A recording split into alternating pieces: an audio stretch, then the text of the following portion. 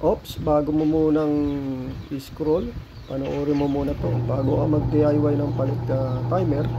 Meron tayong mga kino-consider dyan, no? Hindi ka lang basta-basta palit, talagang mayroong mga pagkakataong challenging. So ito yung timer na pinalitan.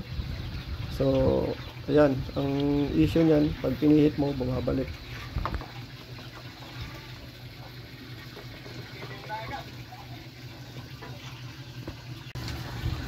So yan lang yung pag-connect yung brown, yun yung linya mo, no, yung yellow tsaka yung red, tsaka yung yellow tsaka yung gray, yan yung pagsasamahin mo. So okay lang magkabaliktad. Madalas nagkakatalo dyan sa paa. Yan, tignan nyo, hindi ko may kabit basta-basta yan, yan. So ang gagawin ko dyan, lalagariin ko yun para lumapat yung dalawang paa niya. Ayan, kita nyo yan, yan, niligari ko yan para maglapat.